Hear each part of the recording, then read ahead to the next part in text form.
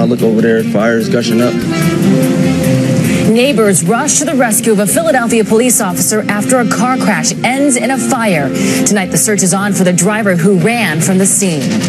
Good evening, I'm Denise Nakano. The driver remains on the run tonight, but the passenger in that car is in the hospital. So is the officer who had to be freed from his cruiser. NBC 10's Randy Gyllenhaal was first on the scene. He is live tonight at the hospital, the University of Pennsylvania, where that officer is being treated.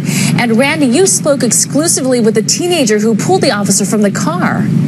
And Denise, he is directly into those flames, helping this officer escape with non-life-threatening injuries. He's here recovering at the hospital.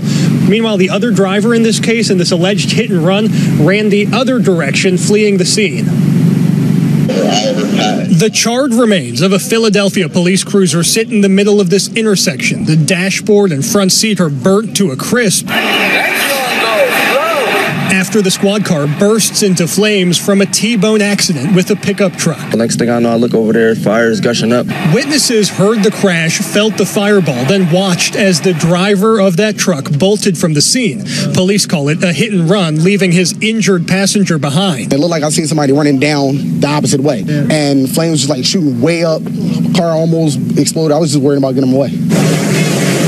Meanwhile, inside that police car, Officer Mark Kimsey was trapped. The flames were growing. I saw that it was a cop car, and right then I just started sprinting. Until two neighbors, one 17-year-old volunteer firefighter, Joe Chambers, rushed over and pulled the injured officer from the burning car.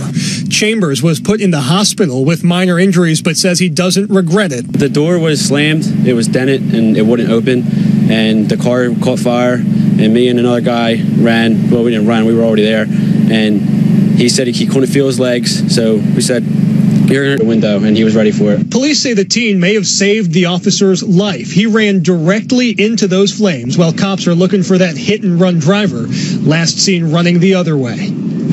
And a passenger inside that pickup truck was also injured. He was also taken here to the hospital. You can expect detectives to interview him to ask why his friend decided to flee the scene. Meanwhile, that Good Samaritan teenager just wrapped up a meeting with that officer. He tells me the officer's in good spirits too.